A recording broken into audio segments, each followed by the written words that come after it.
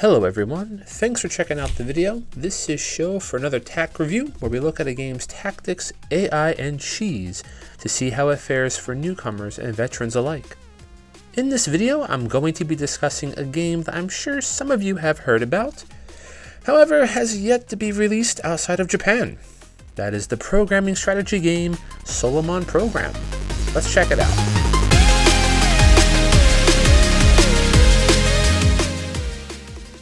Released in February 2021 by Konami, Solomon Program takes inspiration from some of other Konami's existing IPs such as Yu-Gi-Oh! And presents itself as a programming strategy game. We'll discuss what that means shortly, however I do say it's one of the more unique experiences I've had. Story-wise, the game boils down to you being a hacker that has control over the Solomon Program and hack battling others using monsters. There isn't much else within the grander scheme of the story, just collect, program, and battle. When looking at what the game offers, about 50% of the game is meant to be played online against other opponents, with the other 50% being what I would consider a light offline single player mode. The offline mode offers hack battling against a CPU, a dive mining mode that allows for you to send a team away to collect free XP, gold, and items. There is, of course, a database that lists all available monsters, and a deck monster customization menu to program and upgrade. There's also a special dungeon mode that allows you to use your gold to have the chance to fight rare monsters to get their processor for summoning. The online mode adds a tag battle mode where you and another player team up against a raid monster for the chance to get its processor. There are also daily gachas for free processors and links to the Nintendo eShop for additional content purchases.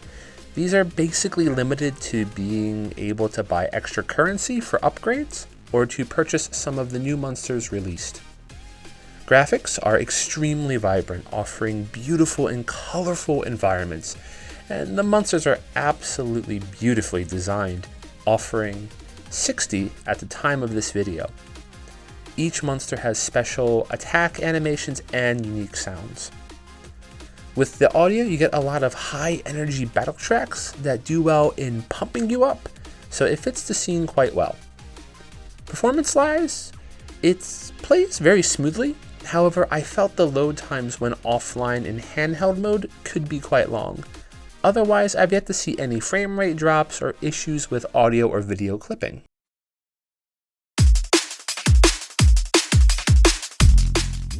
Okay, so let's talk about the tactics. The game's battle system is very straightforward, yet unique in its approach. The battles take place on a rectangular grid with units that occupy either 1 to 9 squares based on their size. You'll select a deck of up to 4 monsters.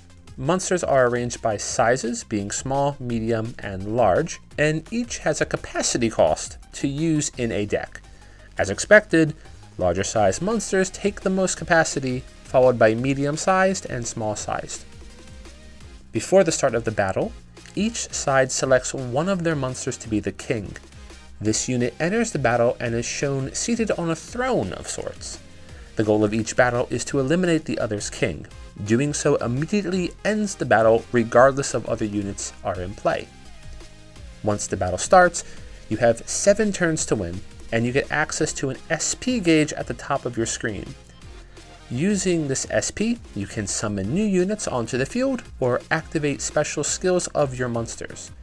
SP is restored bit by bit at the start of the next turn and when you defeat an enemy. If by chance all your initial summons get killed or knocked out, you can revive them in a turn or two using your SP as well. Also, should too many of your units get knocked out or too much time passes, your kings can get dethroned and enter as fighters. However, their skill activation will still be the same.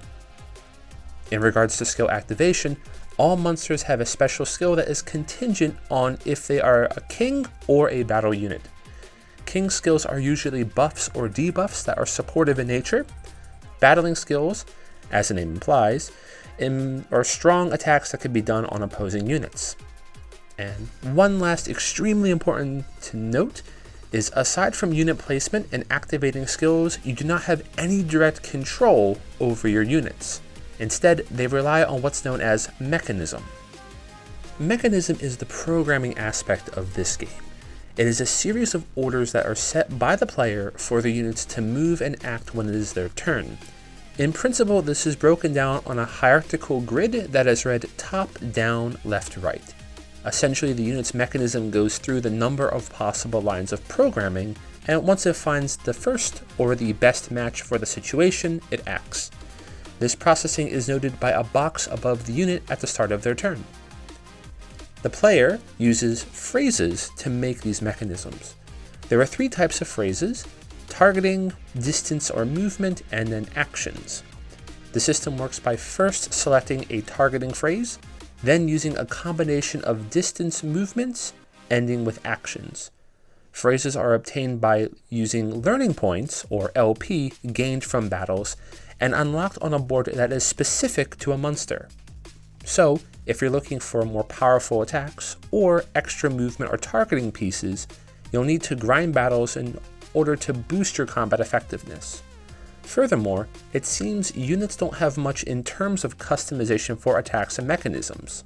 Each unit board basically has a limited number of pieces to unlock. So, after unlocking a certain amount of them, you'll likely be sticking to some sort of optimized setting. Finally, there are processors that give the unit its base stats. These processor chips are organized by rarity and can be fused together to get a higher rarity. Typically, the higher the rarity, the more powerful it is.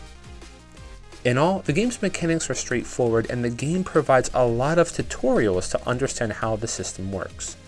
Aside from the current language barrier, as of this review, the system is easy to pick up and understand, making it great for new players to the genre. For veterans, you'll likely enjoy playing with the mechanism system. However, you'll likely find it a bit stagnant, only having access to a limited phrase pool, limiting your creativity.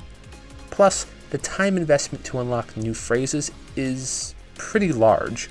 It may be days or weeks before you can master a unit's board without purchasing extra LP or gold.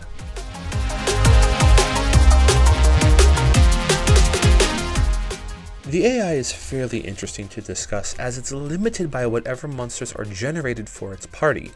When the AI has access to a full team of 4 with a small size and medium sized monsters, things can get challenging. In many cases, you'll be going first, so if your mechanisms aren't set well, then you'll likely rush the enemy, but be unable to get a hit on your first turn. This allows the AI to get the first strikes, which can be extremely deadly. Many times I found my battles to have a repetition of move first, get knocked out, revive my monsters, and then continue the battle. Alternatively, when the AI only has a team of 2 or 3, it tends to be over fairly quickly, as your monsters can easily swarm and knock out their fighters one by one. Overall, there's not much I can say, as everything is based on the programming aspect. Some battles against the AI tend to be extremely challenging, resulting in your loss. Other times, you can steamroll the floor with them. This, unfortunately for me, got a bit too repetitive and luck-based, so I can imagine for veterans that this might be a turnoff. For inexperienced players, there is definitely some joy in watching the battles play out. However, you may get frustrated many times, as there's really nothing you can do to affect a battle's outcome after it's started.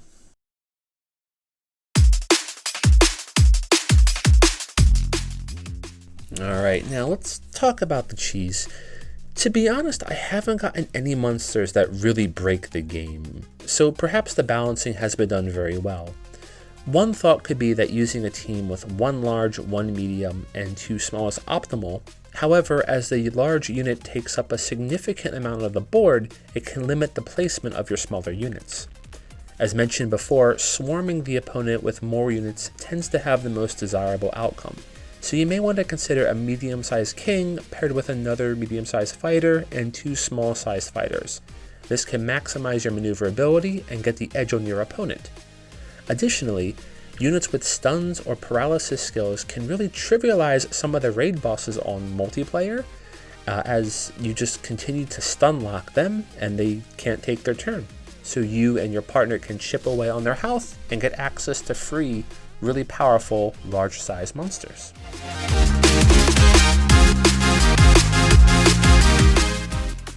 Despite its repetition, I genuinely had fun with Solomon Program, and I still occasionally play around with it. For veterans who enjoy the monster collecting aspects, you'll likely have a fun time playing this off and on, perhaps on the side. However, I strongly feel that the repetition is too much. Again, it can take days or weeks just to unlock a single node on one of your monsters. For new players, the tutorials make the game easy to follow and the overall mechanics aren't hard to grasp. In fact, I think this was a really creative way to get kids interested in programming, as that seems to be the target market. However, do remember that there will be some frustrations, as once the mechanisms are set for the battle, it's out of your hands. Alright, well, if you've made it this far, thanks for watching. Please let me know in the comments if you tried Solomon Program. How was your experience?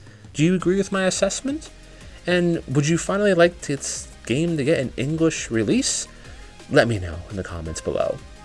Thanks again for watching, and remember, if you're up against the wall, just switch strats. Cheers, guys!